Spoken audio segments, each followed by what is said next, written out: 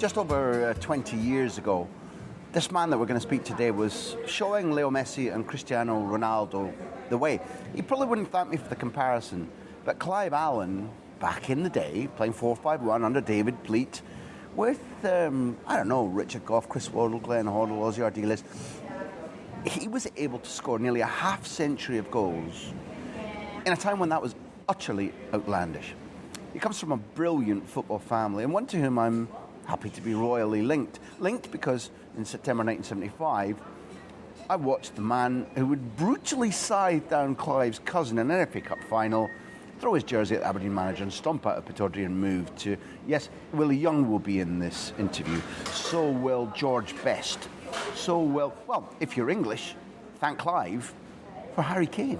Again, Clive wouldn't thank me, but would Harry Kane be the finisher he is now if it hadn't been for Clive coaching him at Spurs? We're going to talk about bereavement, not of a family member, but when your career goes away. We're going to talk about things that make our poor guest cry. We're going to talk about NFL and how a man in a wheelchair taught Clive to kick. This interview has a kick, and this interview is with a man I absolutely adore, a proper football man, great storyteller, and somebody to whom you will warm. Clive Allen on The Big Interview.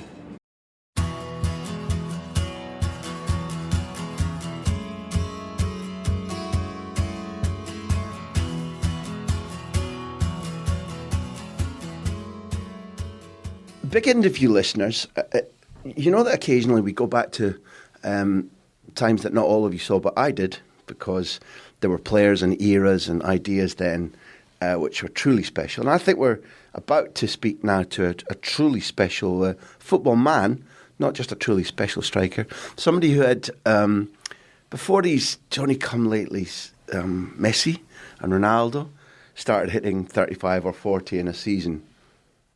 I'm with the man who had the trademark on that. Clive Allen, good morning. Good morning. We live in interesting times, don't we? We're sitting in London right now, and we've already done a podcast off mic about events at one of your ex-clubs, Tottenham Hotspur. Football's really a strange business, a strange industry, isn't it? It never ceases to surprise me. One of the beauties of it, you never quite know what's going to happen next. I think that's something. I was born into it, Graham. It's been a way of life for me. I absolutely love it, and yes, you're right. Incredible times at Spurs at the moment. Obviously a club that I hold dear to my heart, and quite dramatic events over the last 12 hours, I would say. Maurizio losing his job, and it could only be, couldn't it, Jose Mourinho back in the Premier League with Tottenham Hotspur Football Club. I would suggest that we're going to come back to these two men and Daniel Levy and the training ground and the stadium. But indulge me.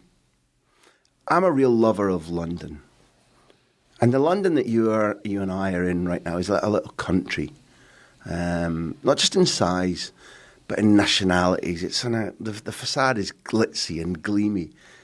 But I remember, being a kid growing up in the northeast of Scotland and watching, say, Minder and thinking, that's the real London. A little bit wide, a little bit interesting, full of characters. I read Suggs' a big Chelsea fan, Suggs' autobiography about his London as he was growing up.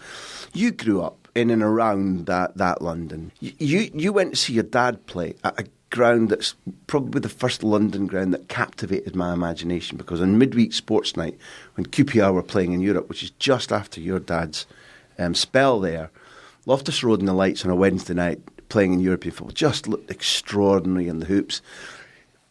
Try and take us, if you can, to the Loftus Road you knew as a kid. Was it your granddad who took you to the games? Because that might be one of the first professional grounds that you started going to then. Tell me about getting there, the sights, the smells, the sound, old London. Old London, yeah. I was born in the East End of London, a true Cockney, in London Hospital. I grew up just on the outskirts of London, but as I said, was born into a football family, a football way of life. It's what I knew. It's what I grew up listening to. My father, my uncles, my cousins. And then my grandfather, who took me to Queen's Park Rangers, 6 years of age, I remember that trip across London, the Central Line from east to west, off at White City, walking down South Africa Road to Loftus Road, tight, compact ground, with 10,000 in there, amazing atmosphere, sat right on the halfway line with my grandfather, watching my father playing in a third division team, Queen's Park Rangers in the third division, sprinkled with some seasoned professionals who then in 1967, as a third division team, went to the League Cup final, the first League Cup final to be played at Wembley. And as a family, we went on the bus. Ironically, I had tonsillitis, fell asleep during the first half, to wake up at half-time and find that they were losing. It's disaster, isn't it? They were losing losing to West Bromwich Albion. Yeah. And then watched them come back to go into extra time and then to win the League Cup. That's my first big memory of watching my father play, of football. And my passion and love for the game has never died since. It's just incredible. What I remember going to Pittodrie for the first time is like the smell of old pipe tobacco, stuff like that. When I asked Darren Fletcher about this, he remembered being taken to Parkhead and the sound of the whirring of the engine of the burger vans. What were the sights and sounds then? Was it intimidating? Could you see fine? Everybody smoking, I suppose. Graham, I think that's where I was very lucky that I had an insight into the inner sanctum. I was in the dressing rooms as a very young boy, smelling the liniment oils, just the smell of the dressing rooms and the atmosphere there, the banter between senior players, young players, and I was this little kid who was around, looking at it, enjoying it, and just absolutely loving it.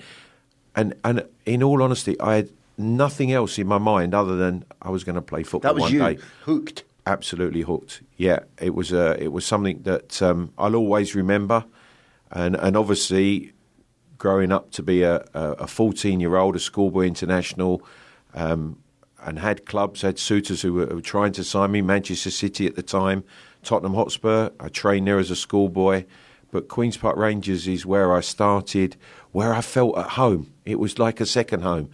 I had no fears. I had the opportunity to go to a football club. Dave Sexton was in charge. A very talented football team at that time. Stan Bowles, players of amazing ability. Jam on the anchors, because people won't know about those two men you mentioned. Because Dave Sexton had really clear ideas about what the ball was for, how the game should be played. If you could encapsulate, start with him. What type of football did Dave Sexton stand for? He wanted a progressive, quality passing football team, which on a Loftus Road pitch was not easy. But things that obviously come to mind immediately. One of my first training sessions with the first team as a 16-year-old, having just left school, the pitches were waterlogged, training grounds, we couldn't train. So we went to a school indoor gym to train with Queen's Park Rangers. And there was I, a 16-year-old, just on the staff, still an apprentice. And we went in the players' cars to this school, we trained. And on the way back, as we left and got back in the cars, Dave Sexton presented us with Kasparov, the chess players, form and formulations on attacking in chess. Beautiful. You can imagine, there's me as a 16-year-old trying to read this. The senior professionals, as we left the car park of the school, threw them out the window. You don't need to read that. And it was gone and fluttering out through the window. Things like that perhaps in a modern day wouldn't happen, but what an education, what an insight into what being a professional footballer was all about. You see, Dave, to my way of thinking, stood for elegant football, quick, not rushed, but using the ball in a fluent, clever way. I think the brand of football he wanted to teach, and that we saw for a while in a very young Manchester United side where he was very successful, obviously, would be a la mode. It would be in fashion right now. I think if you could just reinvent him, he'd fit into the modern game well. Yeah, because his ideals were about technical players who could pass the ball. It wasn't necessarily power and physicality. It was the beautiful game. It was and he studied it, and he was passionate about it, and he loved football. And that came through in the teams that he produced. Stan Bowles. Now, Stan was in those teams that I was watching sitting up late in Aberdeen when they played the European in a team that probably still had Frank McClintock and possibly had Rodney Marsh. Jerry Francis. Certainly Jerry, and probably Phil Parkes in goals, and Dave Thomas, Clement. Don Given. They were the players that were in the first team when I arrived. They were the players that my father, obviously, and again, that insight that he gave me, that those players that were 30-ish and weren't going to go on forever. You know, son, if you do what you intend to do, you work hard and your ability comes through, you might well get a chance in a year or 18 months, because these players, they'll be 32, 33, and your opportunity could present itself. No, I was just focused on watching them, obviously trying to improve myself at every opportunity. But it was a great breeding ground. Describe Stan and what he could and couldn't do. And as a professional, he was a magnificent example. I watched him, one of the best left foots I've ever seen. Incredible balance and awareness. And he, in a way, when I got into the team, dropped back slightly deeper, but was that link player and never really given the credit, I don't think, for his passing ability. A wonderful passer of the ball. I played with some incredible midfield players who were great passers of the ball. Stan Bowles was up there amongst the best. Absolutely brilliant. He was balanced, he was poised. He wasn't the biggest, but technically, wonderful touch of the ball and an amazing passer of the ball. Was he as much of a character as he looked? Because he played with a swagger, but it was never a swagger that wasn't deserved. Did that carry on off the pitch as well? No, he was quiet. He was a quiet person, but you knew he had great belief in his ability. He knew what he could do on a football pitch.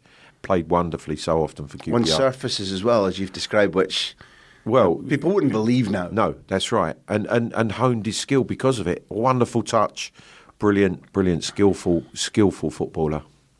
You talked about this fabulous legacy that you've got of not just being educated to the sights and the sounds, and did you say liniment? Did you say the word liniment in the dressing room? Liniment. Sometimes we called it wintergreen. Yeah. Do you ever get butterflies in your stomach when you smell that? Because whenever always, do you? Always, because it just brings back so many memories.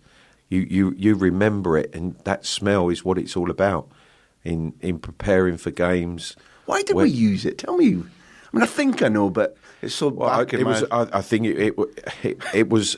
It was how you warmed up in those days. That's you right. rubbed it on your legs, and you were warm, and you were ready to go. And you were ready 5 minutes later to go and run as fast as you could. No 45-minute warm up stretch. Because any stretching diagrams would have gone out the window with Gary Kasparov's chest, king tonight prawn 3 or whatever. Yeah, that's the way it was. And these boys and these players, and it was something that you remember vividly. But the one thing that hasn't changed, everything around the football pitch, the white lines, has gone beyond belief. But the one thing that's never changed is when you cross that white line, it's 11v11, whether it's on the park, whether it's at Tottenham Hotspur's new incredible stadium, whether it's at Wembley, Nou Camp, Barcelona, wherever it is, it's 11v11. 11 guys playing 11 guys that, you can't beat it. And it doesn't change. The same principles apply, and they always will. With the changes that have taken place within the white lines. So in other words, the extraordinary pitches now, the trueness of passes. Once a season we played on pitches like that. Wembley?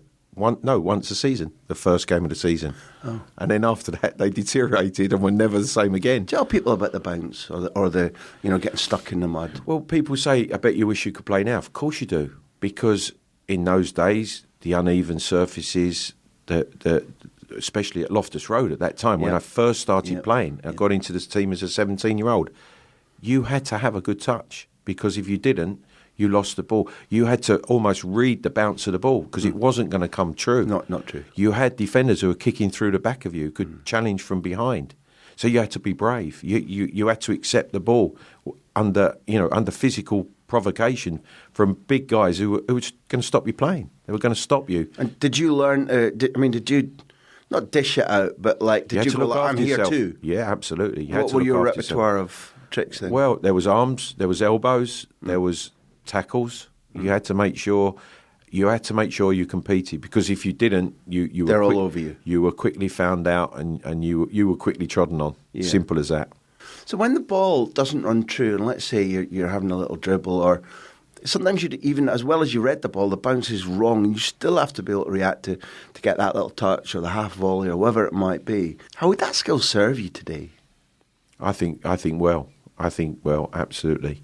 I had a very interesting conversation with a coach of mine just after 5 years after I finished playing, and even then it was as if the game was moving on.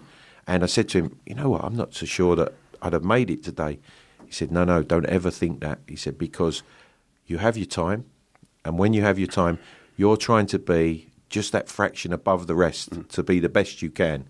He said, and today you'd be doing exactly the same. You'd have exactly the same attitude, exactly the same mentality, and you'll be working to be just above the rest. That's where I was beginning, because it's all hypothetical, so okay, we don't need to get too excited, but I think it interests people that, the striker I saw when I watched you, with your brain and your knowledge of space and your timing of when you struck the ball, and then I'll ask you about this in more detail later, but the naturalness of your finishing, usually, almost always, in an era where now the passing is different. It might not be better than Stan Bowles or Ozzy Ardiles or Chrissy Waddle. It might not be better, but the movement is truer. Players are fitter. I think the idea of how to serve as a striker is Graham, different. I'll have to stop you there. They're not fitter. They're not fitter. They're as fit as they are today for what they need to do. We was as fit as we were there in, I would say, tougher conditions. The surfaces we played on, the number of games we played. We didn't rest. We weren't rotated. We played, and certainly a lot of players of my peer group who played at the time that I played when they weren't 100%. You suffered for it. Absolutely. Yeah. But because we wanted to. You were harder. One thing I'd say... Tougher, I would say. Mentally, physically, just in your entire robustness, that your generation, the generation before you, were a lot tougher than they are now. I believe so, yeah. I do think that, absolutely. My premise is that, throughout your career, you scored a huge number of goals. There was one season where it was, for your times, utterly exceptional. My imagination says that where you play now, if we could do that, and I think you'd be scoring barrel loads more. I do think that the nature of the game now, that I would have played longer, and I perhaps would have had a longer period at the highest level, like you say, scoring goals freely as I did. I'd always, my records there over the course of my career, the whole career. I'm proud of that. 1 in 2 was always the target. It was 1 in 2. It was actually, if you were hitting 1 in 2, you were top.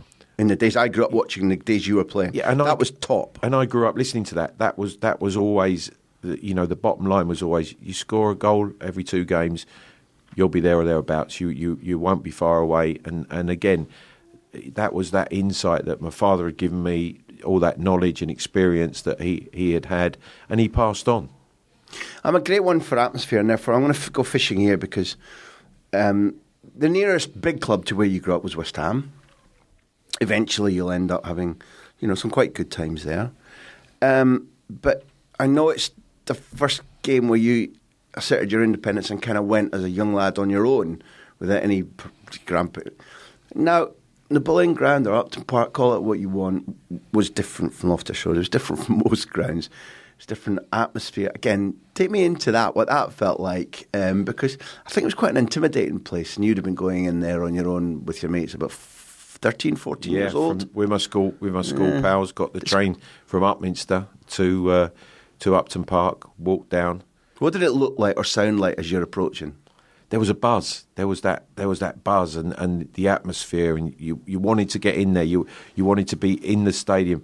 Wasn't quite sure where we were going to be, how we were going to see the game, but we got in there. We watched it. I remember actually shimmying up a pole, and the coat I had on, because you weren't supposed to shimmy up the pole, there was all grease on it, which then was on my coat, and I was petrified going home. The first time I'd been to football on my own. I wasn't with the family. I wasn't with Dad. I was with my mates, and it was... What pole was this? Just as a matter of interest. Well, it was... I remember from where the main tunnel was, it was the far corner at Upton Park. So along from the chicken run, in the corner from the chicken run, which obviously they did it for a reason. They didn't want supporters watching the game, but I was trying to get a vantage point. Yeah, wanted to see the game. The chicken run. For those who don't understand the chicken run. As an away player, don't get too close.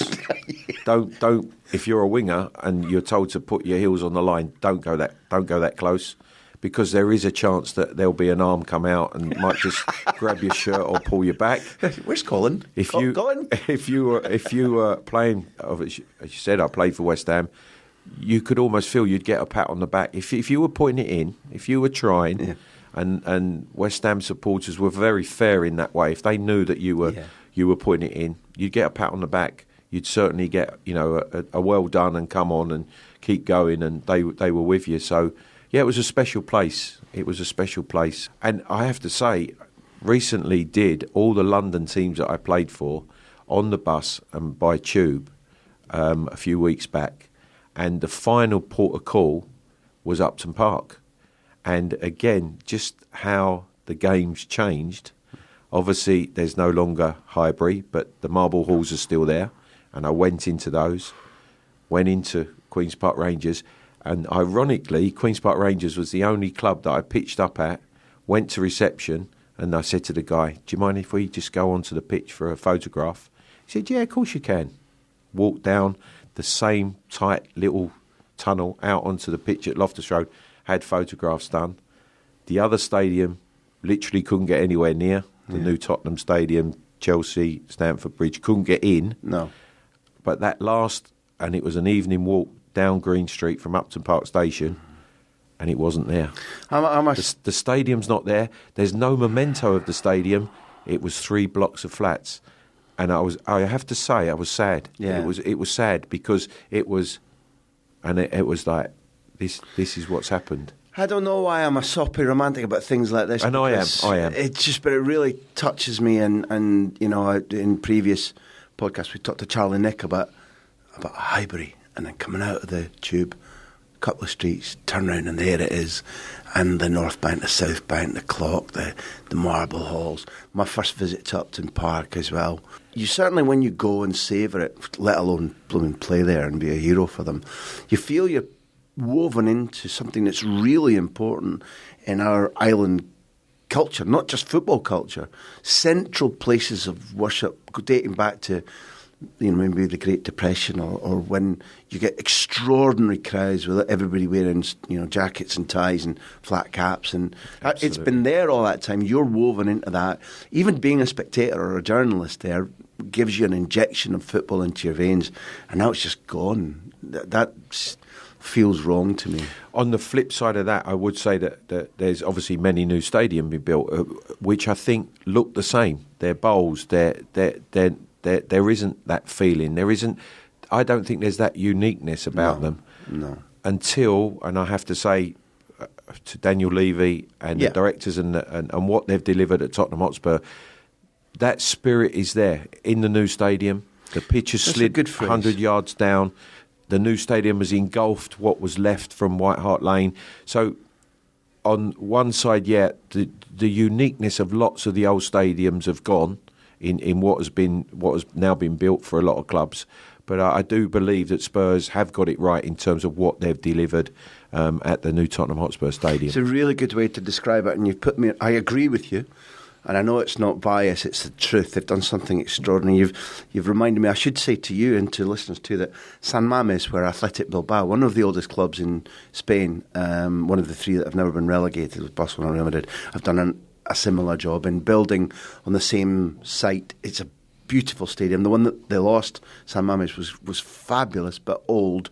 They kept the stadium site. It looms over the city, down onto the river. There's nothing but bars and restaurants on the way up to the place. It's also extraordinary. But we'll come back to the new White Hart Lane in a minute. For anybody who's not sure, we're talking with a goal-scoring legend. And Clive has a very, very good autobiography published now. It's a brilliant present for Christmas. It's worth reading too. You'll enjoy, if you enjoy this, you'll definitely enjoy the book. It's called Up Front. Covers your life, covers your football. There's ups and downs in it, as is natural in a life story. But meantime, we're able to be here because our sponsors support us and help us. So I'm going to ask you a question for Bet365. These are the questions they've sent in for us. One of them, I haven't read this before, one of them features, I'm going to be honest, a man that I really don't like, who phoned me up and abused me in my house. You probably already know who it is. So Bet365 has sent in this question. I'll put on their voice. What was it like being at Chelsea in the early 90s with Ken Bates as chairman? Quite extraordinary. I've never worked for a chairman like Ken Bates. But I have to say that he loved his club. He certainly loved his players. And I would say it was a very difficult time at Chelsea at that time. Financially, they near enough went under. Because of a stadium, or partly because of rebuilding a stadium. Absolutely, and the implications that had on the football club, on the team in particular. And probably I was actually one of the reasons why Ken was able to secure the football club when myself, Jason Cundy and Kevin Wilson were sold on deadline day. And it was rumoured at the time that just about secured the banks foreclosing on Ken and Chelsea Football Club. I enjoyed my time there. Again, there was some history because my father had begun his career at Chelsea. I felt very at home coming back from Manchester. I was at Manchester City and come to Chelsea. Really enjoyed playing with Kerry Dixon, some good players in that team. There was an actor by the name of Vinnie Jones who played, but it was good fun. It was good fun, and I scored goals there. I enjoyed playing. I played at Stamford Bridge for Chelsea, and I played at Stamford Bridge for London Monarchs. Would you believe? So we're definitely going to come to that. It was a good time. I did enjoy my time there. All of this you can read much more about in Clive's autobiography up front. Naturally, I hinted at this earlier. There are sad events, and one of them includes me. I'm sitting at Pittodrie, home of football in Aberdeen, the greatest club the world's ever seen, in early September 1975. And Jimmy Bonthron, the manager, substitutes our centre half.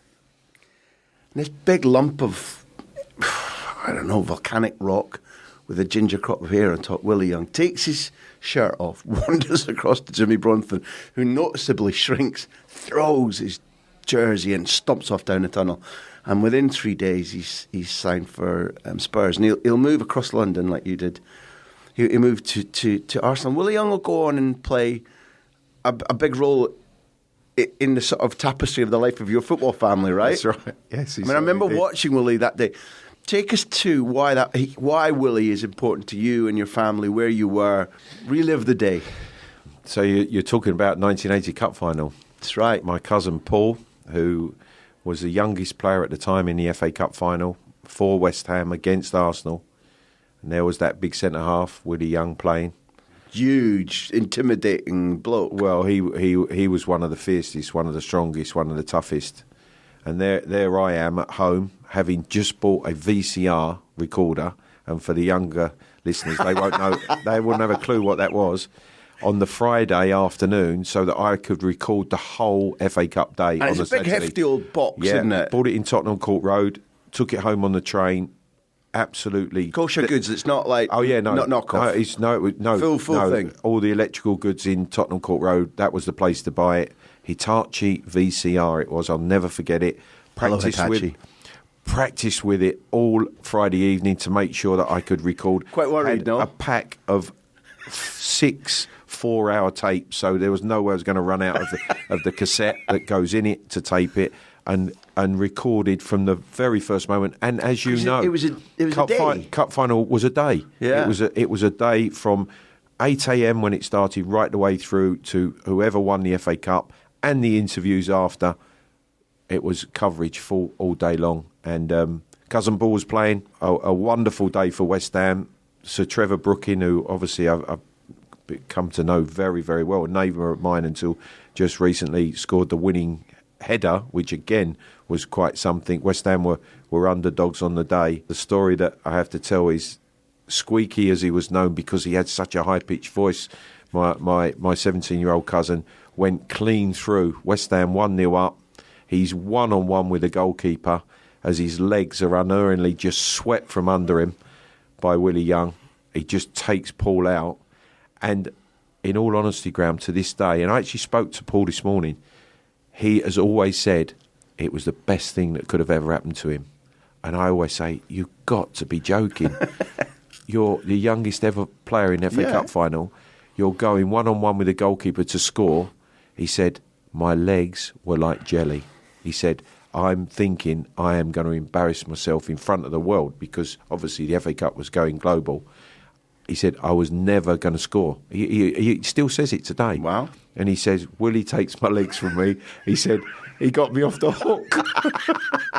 And he'll be remembered Only for it. in football could somebody say that. Because at the time, if they were still hanging, they'd have strung Willie up and they'd taken him to the gallows. The judge would have put him in the black. He was a national villain. I remember the outrage on the BBC about because you weren't even allowed to call it professional foul because this was unprofessional, this was terrible. He really was a national villain. Absolutely, he was. Yeah. You eventually had the sense of adventure to take yourself abroad, and it's an unhappy chapter. But you said to me, I've gone to live abroad out of my passion for football, not a passion for the sun or paella, but because I wanted to experience a different football culture, and it's been really enriching and nourishing. You went to French football. Why?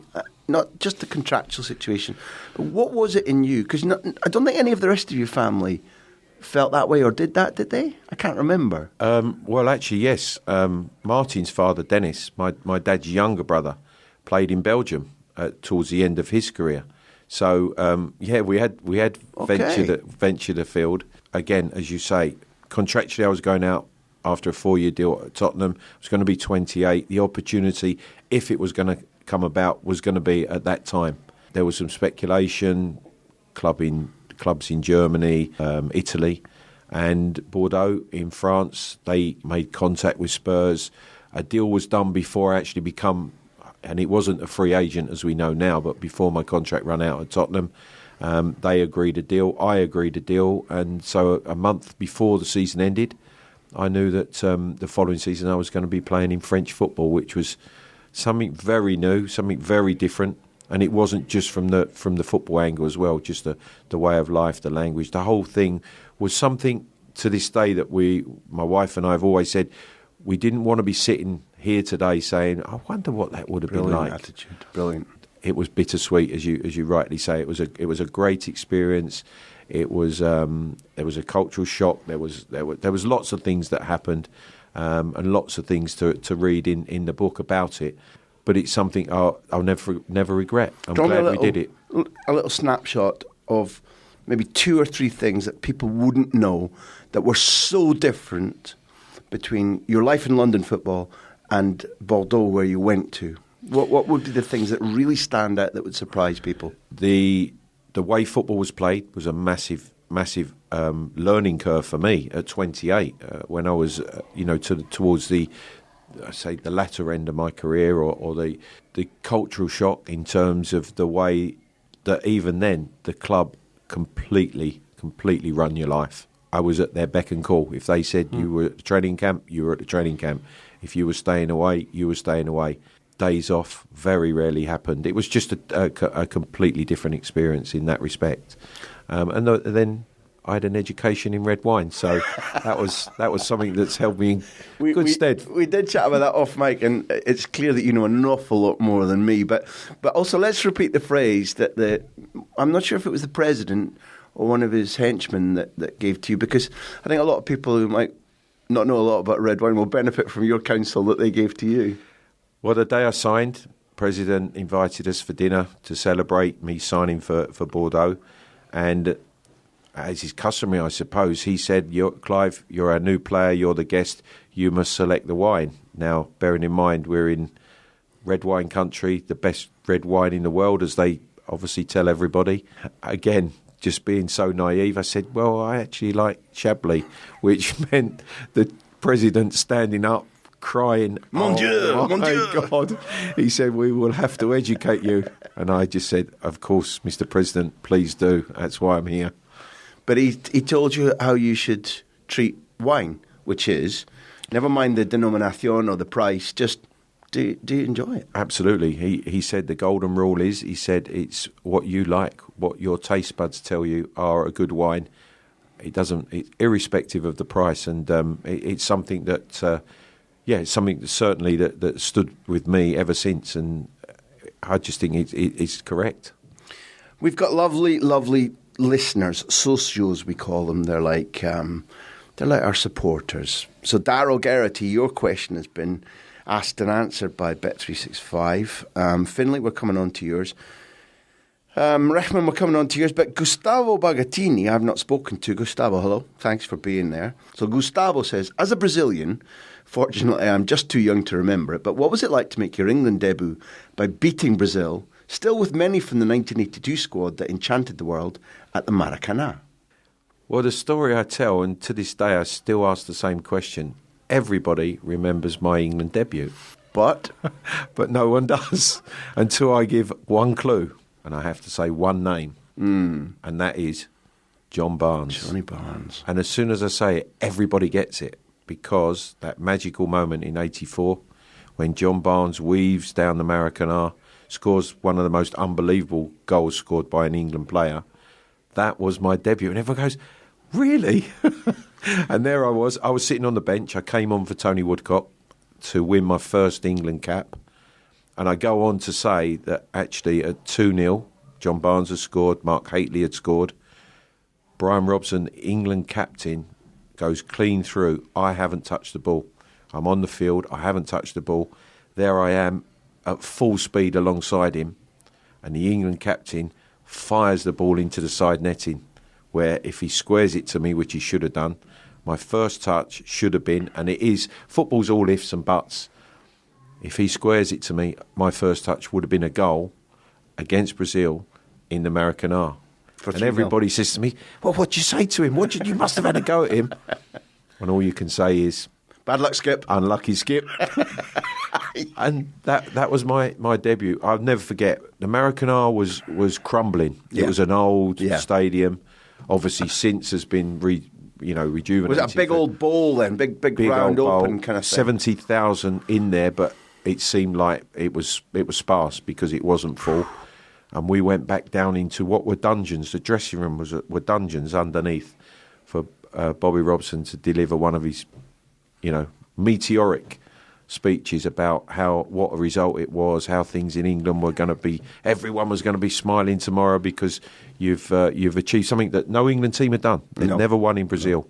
So to be part of that was something special. Bobby was an interesting man because he didn't always remember your name when he was speaking to you. I know this from first-hand experience. And he probably never said this to you, but he always say to me, I don't have a lot of time. I can't. And then an hour later, 2 hours later, you're still not only talking but having the time of your life. Different kind. I mean, he didn't give you enough caps. All right, let's get that out in the open. He should have capped you more. But I think, an idiosyncratic, eccentric man. But again, oozing football. Oh, so passionate about the game of football. Yeah, and in that second game, the next game that followed in Uruguay, he named the team the night before. And Les Allen and Tony Hateley were the front two. And Mark and I sat there with the rest of the lads, you can imagine. Absolutely. Did you get a bit of a digging? Just a bit. They're looking around. Who's Les Allen and Tony Hateley? And there's me and Mark sitting there looking at one another as you say, it looks like your dad's playing and my just to be dad clear, is. Les won the double with Spurs. I think Tony probably started with, Coventry. I'm not 100% sure about Tony. Remember, he was also centre forward, like Mark, wasn't he? Mark. But Bobby named those two in the '84 international against Uruguay. I wasn't there at the time, but he's because I've seen him in action. He's famous for coming down in an England away trip and approaching his captain, with Bobby saying to Brian Robson, "Morning, Bobby," and Brian going, "No, boss, you're Bobby, I'm Brian," and I really believe it happened and it was just like I think. Bobby had other things in his mind, other things going on, and names weren't that important. And I have to say I like that. Oh, he was a wonderful man, and he actually tried to get me to sign for Ipswich Town as a 14-year-old many years before, and he always reminded me, even that first trip with England, he reminded me, you son should have signed for us when you was 14 years of age. You'd have been a good player then, and he just put me in the England squad. But that was Bobby.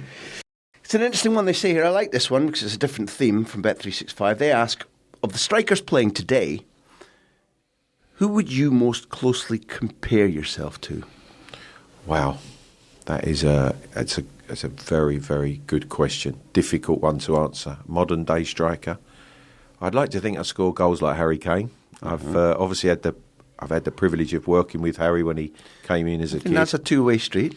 I think he's a lucky man too. And I think that I don't like to say things like, well, I'd like to think that I influenced him and helped him. I hope I did.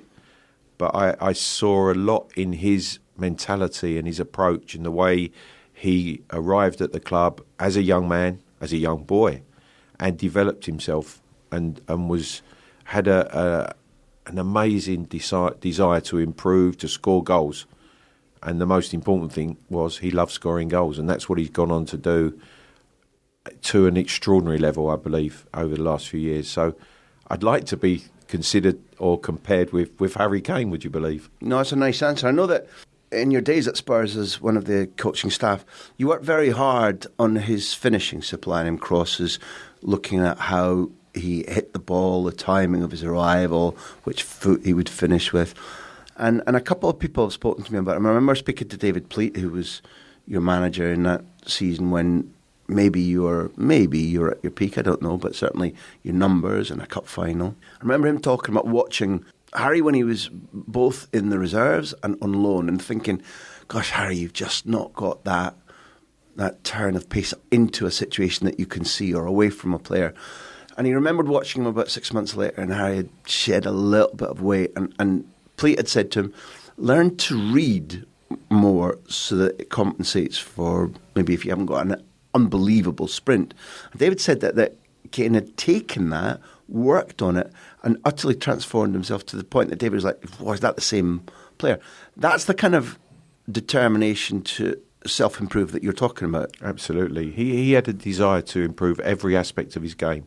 Mentally, he was strong. He had to be. You have to be to get to the level he had. Physically, he worked tirelessly at trying to find that little bit more pace. Technically, unbelievable in the way that he improved himself.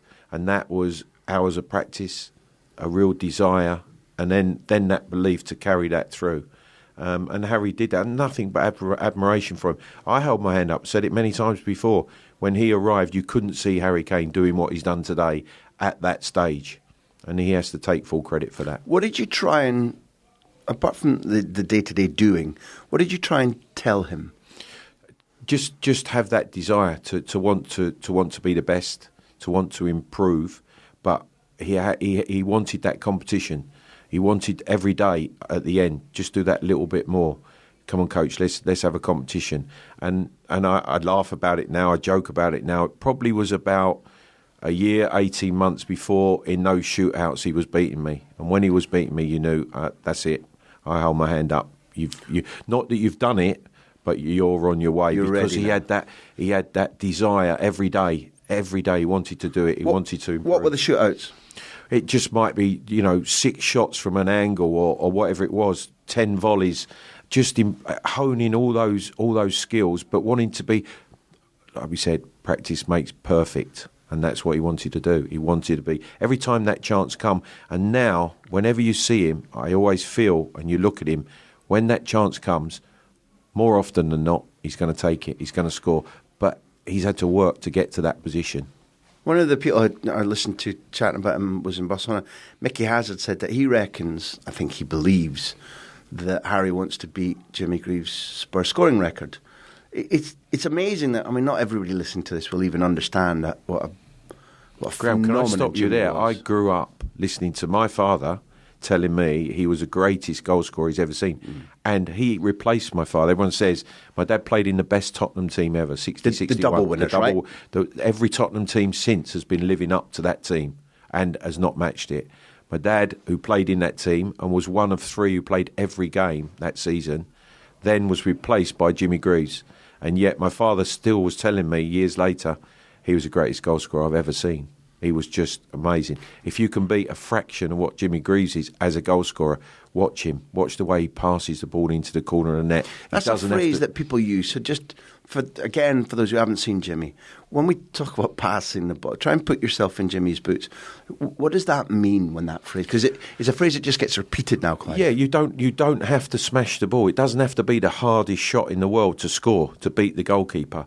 There's angles, there's opportunities, there's openings that you have to have an appreciation, and then you have to have an ability that you can actually pass it. Like passing it past a defender into a space or into a teammate, you can pass it into the back of the net. And Jimmy Greaves was the greatest of anyone doing that, and his record is there. His club record is there to be beaten. I think there's a link between two players. Gerd Muller moved a lot less than Jimmy. Jimmy's movement was as if his feet didn't touch the ground. He was incredibly quick across the ground, very nimble, athletic. Really graceful. Muller was the bomber, wasn't he? He was the solid. He was a great finisher. The finishing is where I see a link. Not just that they scored goals, but Muller was all about the simplest way to get the ball past the goalkeeper. Yeah. It was that whatever is the right thing, I'll do it. It doesn't have to be flair or power. It's just get it in where he can't touch it. And that linked into to the great Jimmy Greaves for me. And Messi too, because Messi will he's got all kinds of tricks. And Messi probably, I think, even though I didn't see Jimmy play live, probably will prove to have been the more all-round footballer. And he's not been tempted in any way off the pitch, which has kept him great for longer. But Messi isn't about, again, for him, it's about like, I'm going to turn, I'm going to take you on a track you don't want to go to, and when you think you've got me, I'm going to go one step more and I'm going to angle it past the goalkeeper. It doesn't have to be power. And to me, it's evocative of Jimmy Greaves, and that's why it took so long for Messi to overtake Jimmy Greaves' record. People forget that too. Absolutely. And can Harry do it? I think he can. I think it's not going to be easy, and he needs, obviously, there has to be some good fortune about it as well, because he needs to stay fit. He needs to stay athletic. He needs to have that desire, and as long as he has that, he has a chance of doing it. It's a funny old thing. I think he was in the Arsenal system, and he was let go. Yes, or at least it didn't happen for him there. But in your honest assessment of saying that you didn't quite see it when he came, it certainly wasn't the Harry Kane that you see now. Maybe that's how you get away. Why a great player, which he is now, but slips through a system. There was one thing that stood out with Harry Kane from the very first moment he walked into the club, playing in the academy sides. Wherever he was playing, he might have had the quietest game, but the ball drops in the box, and who's there and who scores? Harry Kane. So then, as a development coach at that time, you speak to the academy manager, Alex Inglethorpe, who was coaching him in the early days. They go away the next week, so obviously you're taking your group. You don't see the academy to come back. How'd you get on? Who played well? As are the normal sorts of questions that you'll be asking the academy coach. And finally, who scored? Well, yeah, we won 4-2. It might have been Andros Townsend at the time, Ryan Mason, and Harry Kane scored 2. So the following week, they're back at home, so you make a point. You're there watching the academy boys playing. Quiet game, 0-0. All of a sudden, ball drops. No one really is impressing. Ball drops. Who's there? Harry Kane, goal. Ah, right. So 3 weeks on the bounce. He's had chances. He's scored goals.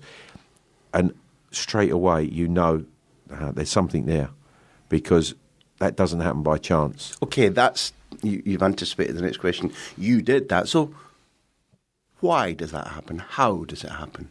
Because you have to have an incredible strength of belief and mentality that you've got to get in the right places. You've got to anticipate and expect it to happen. And if you keep doing that, and then you hone your ability, you can put the ball. You can put the finishing touch. You can put the ball in the back of the net, and that's what Harry's done. But it's not all logical. Some of it's a sixth sense that some strikers have, right? Or wrong? Absolutely, yeah. You can see that in strikers. There's strikers that they're not prominent in the game in certain other areas, but when it comes, they come alive. Terry Venables always used to say about me, when I worked for him, and I worked for him on 3 different occasions, one of the best coaches I've ever worked for, he used to say to me, Clive, I love it when you score. And I said, well, why is that? He said, because you come alive. He said, all of a sudden, I can see that you're looking for the next one. It's not, I've scored, you're looking for the next one, and you're alive, you're looking for that space. Where's the ball going to drop? What's going to happen next? And he said, he always said that to me. And if I'd had a game or two where I hadn't scored, the biggest lesson that he taught me was that if I was, say, out of form goal scoring wise, which fortunately wasn't too often, 3 or 4 games you didn't score, he actually said to me one day, I don't want you to practice, because I practiced every day. I was doing extra finishing every day after. It was just the routine, the way I worked. He said, I don't want you to practice. And it was like, I can't do that. He said, no, and I tell you why. Why is that, Terry? Because you're practicing bad habits. At the moment, you're out of form, your timing's just off, so you're actually practicing a bad habit. So don't do it. You'll play, you'll score. He said, and then you've got to practice, because then you're practicing the right things. Your timing's good. You're making things permanent, and that was one of the I think greatest lessons for me as a goal scorer at the time when I was playing. But Terry, apart from being right, Terry's also a man who finds it very easy to convince people, because he's leader, proper leader, really beguiling man. He told us once we went to his lovely hotel, hidden hotel near Alicante. He told us he's quite keen on sprinting, and did he get you sprinting? Certainly at Palace he got the players, and I think he takes credit for Kenny Sanson's sprint. Anyway, he was pretty big on sprinting. He was innovative all his career as a coach, and that was one of the.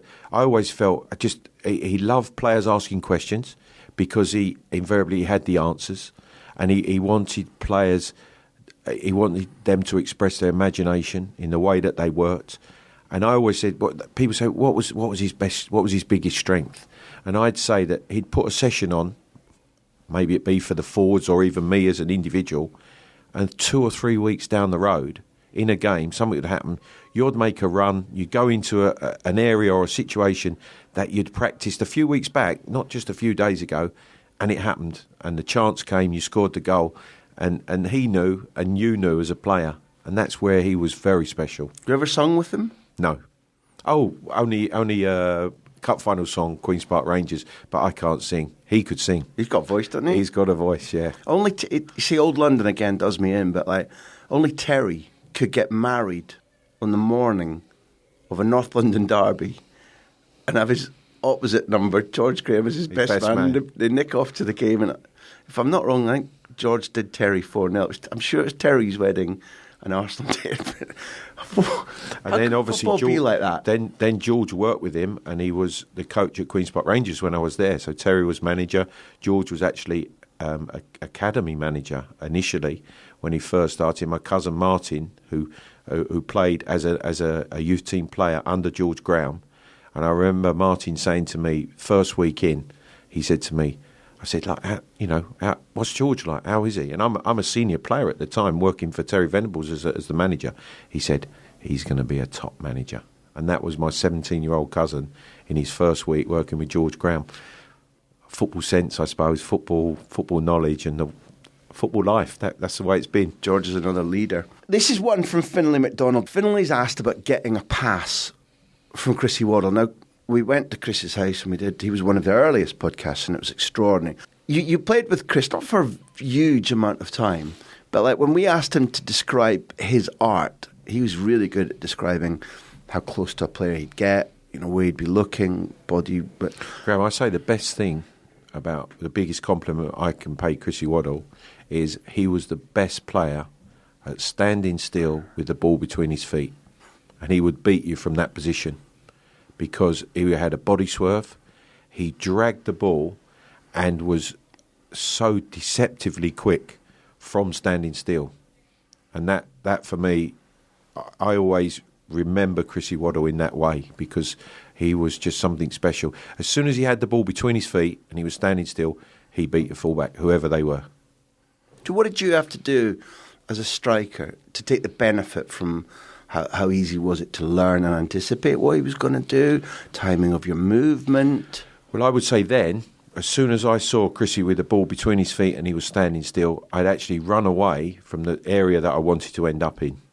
So I then moved away. So if he was on the right touchline, I'd run away from the play to then come back to where, as soon as he dragged that ball, I had to attack the space because he delivered it into that space. So you didn't want to be in the place that you needed to be because you'd have been then stationary. You wanted to be moving into where you reckoned it was going. And if so the I'd ball's move away between from his feet, you've got a little bit of time to go away and come back in. It's like I knew what he was going to do. whether he'd go left or right. How did you know? Because as soon as he's standing still, I know what's coming. The body swerve, he's going to drag it, and he's going to attack the space where he drags the ball. And then the next thing is the pass. He's coming in. He's going to deliver it. What were the passes like? What would they feel like when they're arriving? They were side-footed passes into the space, into the area that I was going to be running into. And we had that relationship. Were you meeting them with volleys, half volleys? Depend what he put on it, whether he whipped it, whether he clipped it, whatever it was. But I knew that if I attacked that space, more often than not, he delivered it into that area. Isn't it unusual for a man of his physical size to be able to do the things you've been describing? Not many wide players are built like him. No, exactly. Yeah, he didn't look. No disrespect to Chris, he didn't look like an athlete. He was languid in the way that he moved, but he was quick and he was clever. I don't think there have been, in my experience, many better England players. There might be some that people preferred or some that lasted longer, but certainly the ones that would get me off my seat and make me, Well, I would say wide players. Chrissy played down the middle as well because he was quick enough and he was clever enough to play as a centre forward down the middle.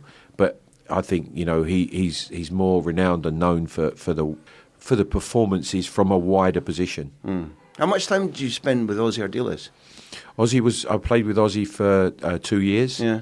I always describe Ozzy as the best rider of tackles that I've seen, where it was as if the ball was on the end of his toe, and as challenges come in, he'd toe the ball away from you, and then he'd sit on midfield players' thighs and ride challenges. And he glided. He was nimble, and he was a great foil for Glenn. And Glenn, we talked about passers of the ball. For me as a striker, Glenn Hoddle was the best passer of the ball I could ever wish to play with and for. That partially explains, I suppose, that extraordinary season. Was it 4-5-1? David Pleat's the manager. Not at the start. Not at the start of the season. Why the change? He just decided with the players, and he has to take great credit for that, David Pleat. The system was designed for the players he had, rather than the players going into a system. That's the way it should be. And he got it right. And basically, I always say that releasing Glenn Hoddle from a defensive responsibility, putting a fifth man in the midfield where we played a game, short passing, controlled possession of the ball, outnumbered the opposition in there who were playing a rigid 4-4-2. We just dominated the ball, dominated possession, and people said I played as a lone striker. I didn't. You had Chris Waddle on the right more often than not, or on the left, and my cousin on the right, Paul, and Glenn who played in the pocket, probably like a 10, like a 10. And when we had possession of the ball, we fed him with the ball. I made a run invariably. He found me with a pass, and I had an opportunity to score, and it worked perfectly. The teams didn't know how to cope with us because they'd not experienced that before. All of a sudden, hold on, they've got an extra man, they've got possession of the ball. We passed it, we moved, and we played some scintillating football. I think it's one of the teams that stands out. I think people remember that team with gigantic affection and admiration. And at the time, it was a sensation. I think maybe like the Keegan Newcastle, for example, gave it every second team. Everybody who didn't have a dog in the fight was like, yeah, Spurs this season, the way they play. It was gorgeous. But we have to wrap up with a couple of themes. One is something that I think stands out from the book. You're at West Ham, which I'd be bold enough to say might be the team that kind of gets most affection from you, or most residual of, you didn't grow up supporting a club, but it's the nearest to home. It's got to hold something for you. It's Cambridge. It's vital to win. I think you're just back from it. I'm not sure if it was a hamstring. No, calf injury. It was the calf that sort of brought my career to an end, that I struggled with over the last few years. But you're back in time, and in the story you tell, there's a guy who comes out pretty strongly, which is Julian Dix, who I think has kind of been a little bit forgotten and probably wasn't that well understood because people focused on how he looked, what his attitude was, some of his behaviour. When they forget, players get a reputation, and sometimes the one thing that's overlooked is how good a footballer are they. Julian Dix was a fantastic footballer. He could have played centre forward. He could have played right wing. He had a magnificent left foot, but could have played anywhere on the park. He played in goal. He played in goal for teams he played for. Yeah, Julian was a crazy guy.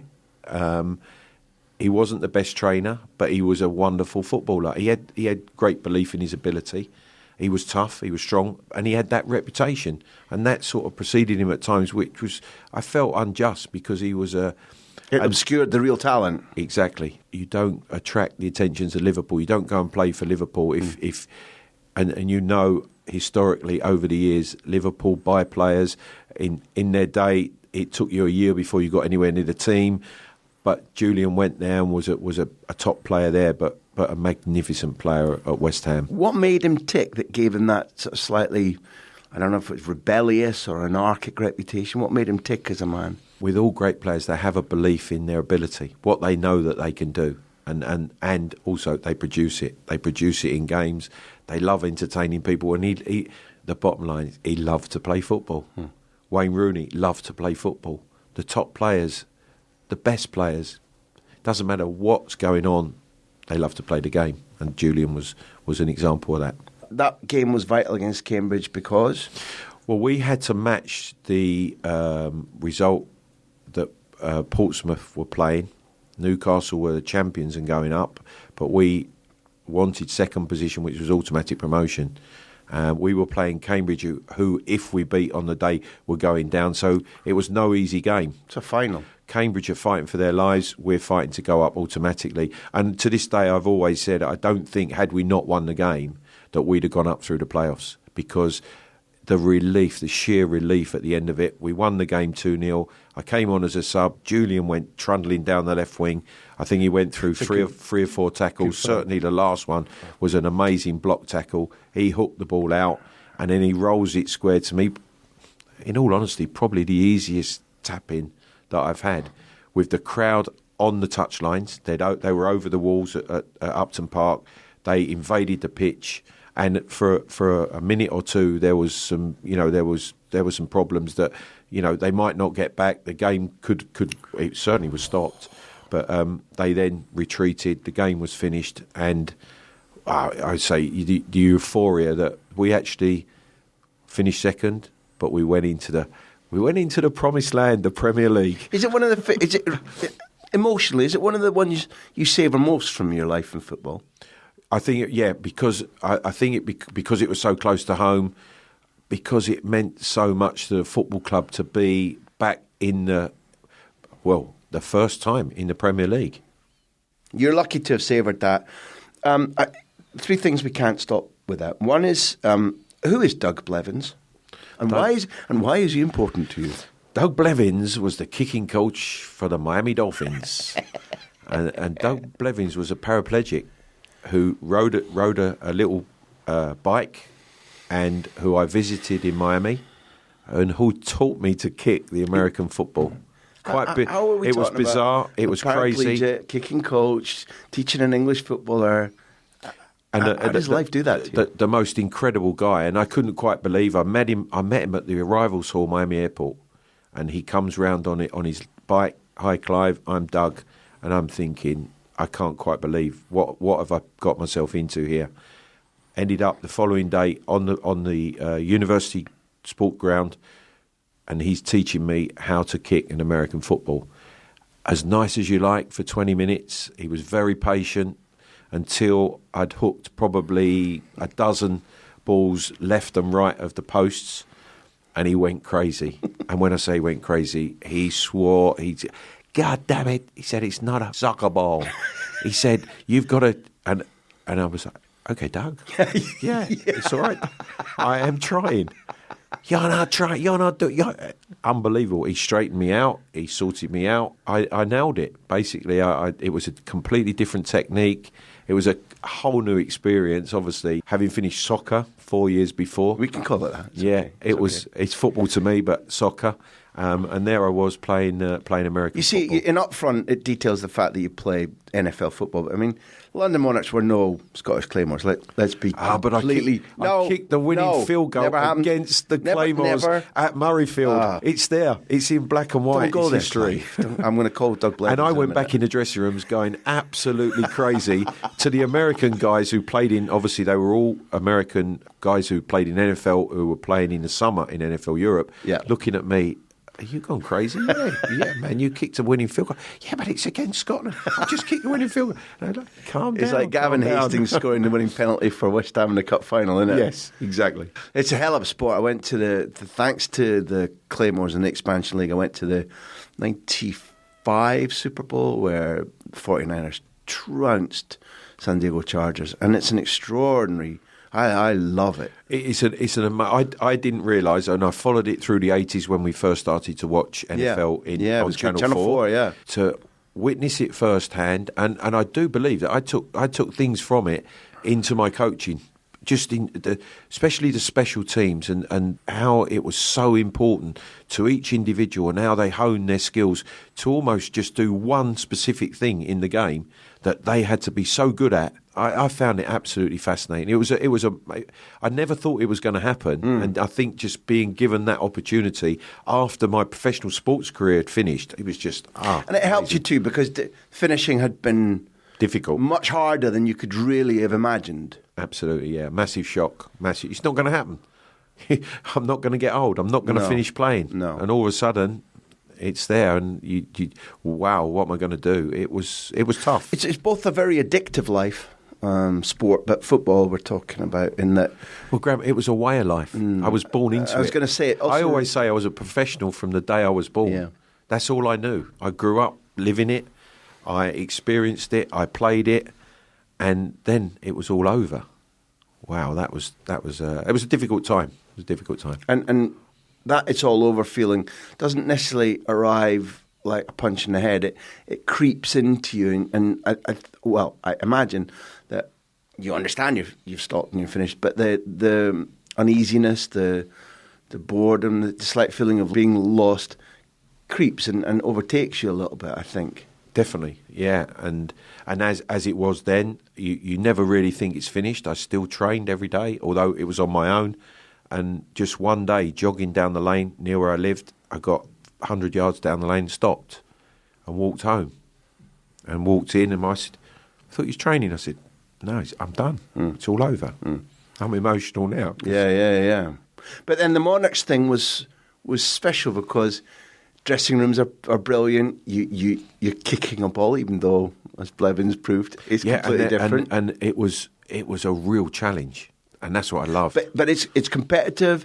There's because you describe in the book, I won't go into it now, but like, they're harsh. If you ain't doing it, you're cut, you're out of there.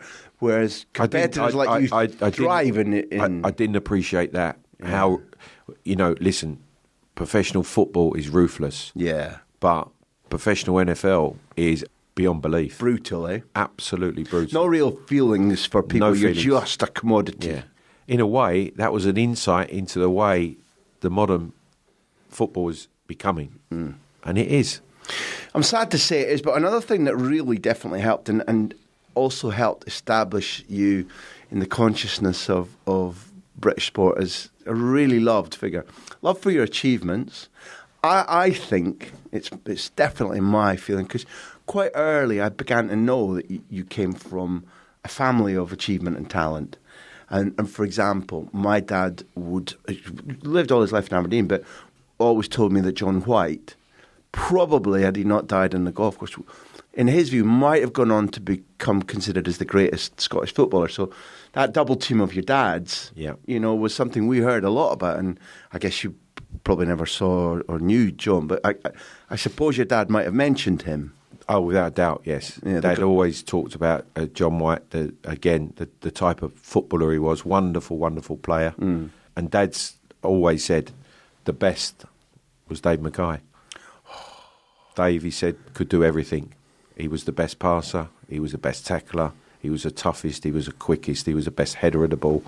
And Dad always said that, and that was his teammate, the great Dave Mackay. Terry used to tell us a story about Dave Mackay getting maybe a 10-bob bit or a small coin out and sort of keeping it up and landing it in his top pocket. His top pocket of his, or in his drink, or a character I wish I'd known more of. Won the title with Derby as a coach. One of the Clough men as well at Derby. He won it as a player and a coach. Absolutely, which tells you a lot about him. Soccer Saturday, I think that's what I was saying. I knew that you were part of a dynasty, if you want. That you were part of the fabric of, not for your own talent alone, but just for the fact that wow, how many of these talented guys are there in one extended family?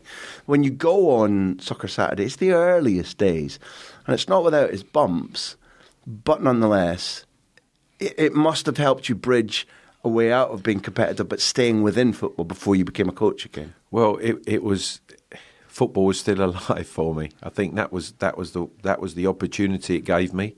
The timing, again, all about timing. I was in a way in the right place at the right time. My career had finished.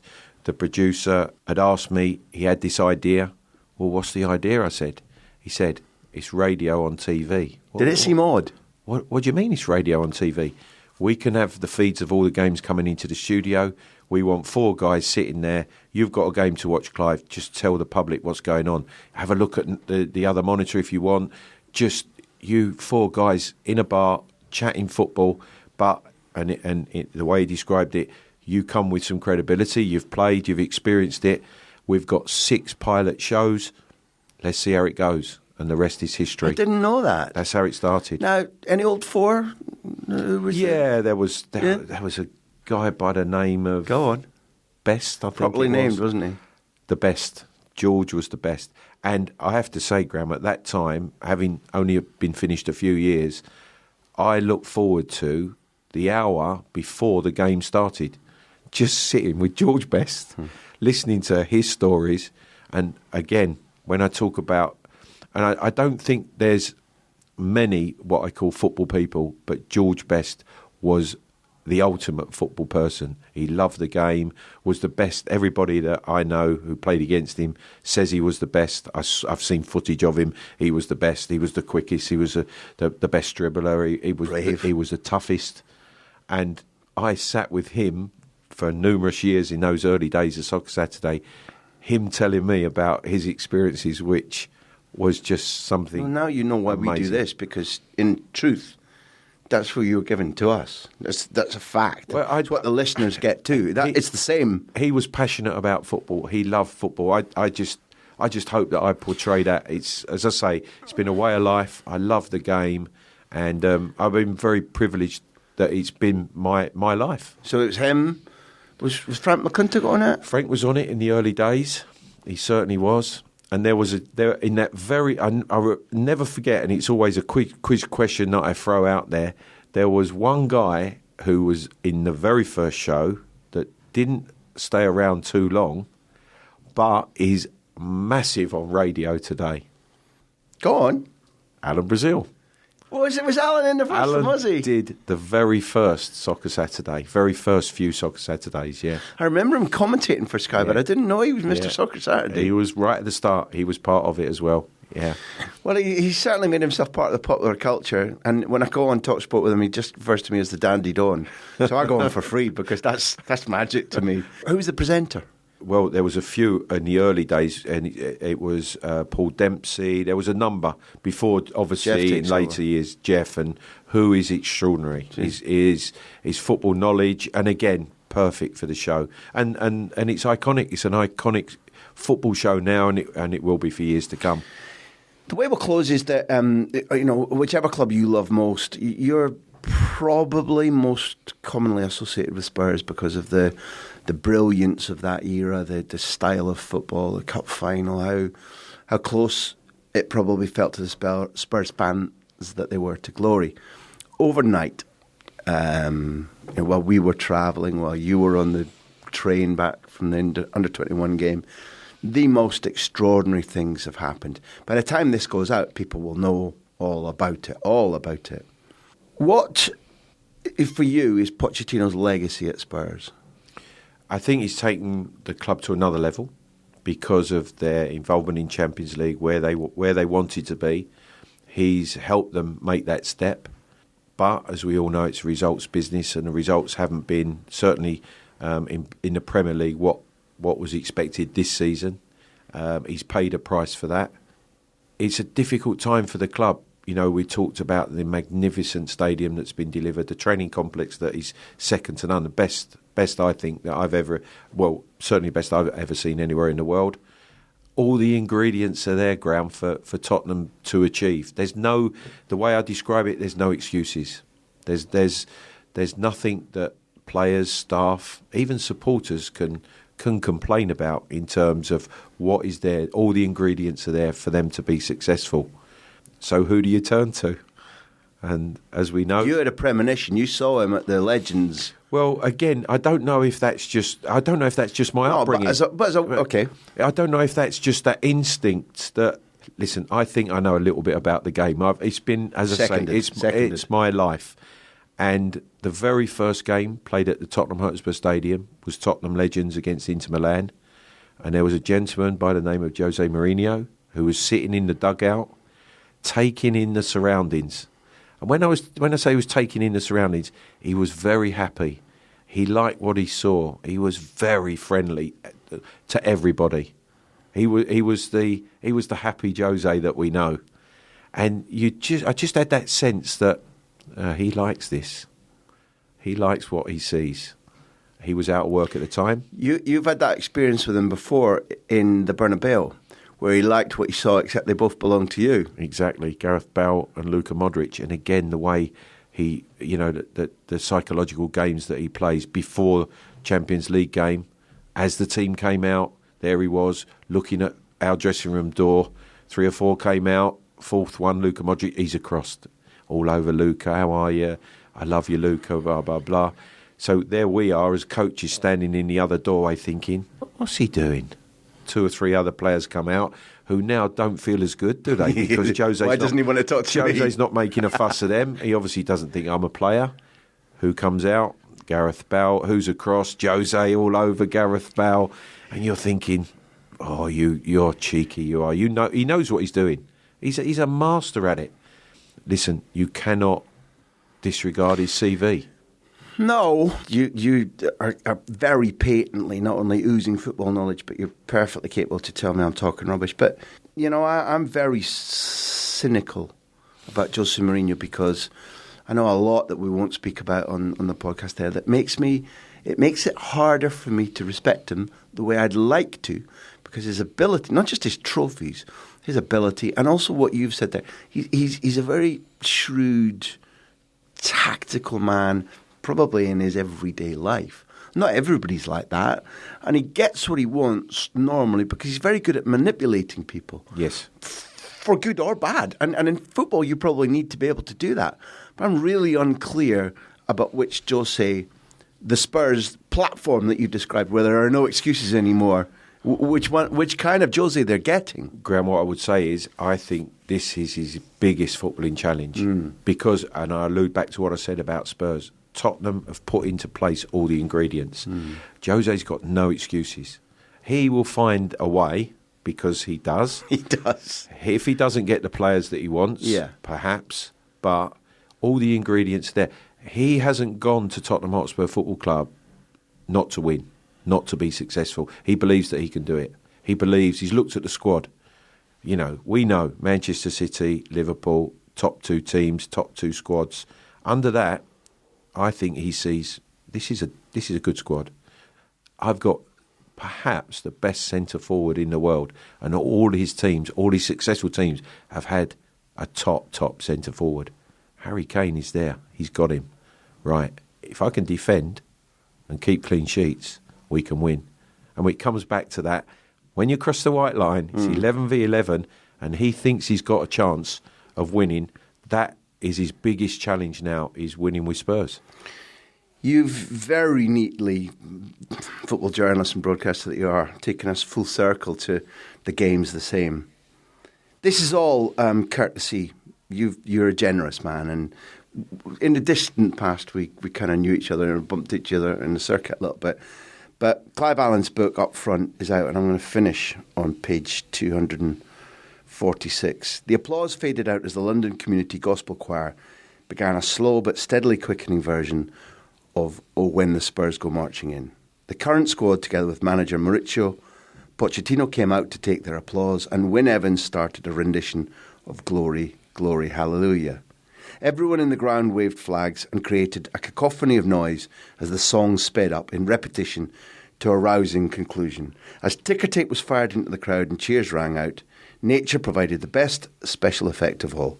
The rain had receded to be replaced by a beautifully bright rainbow emerging over the skyline behind the West Stand. I looked at Dad again.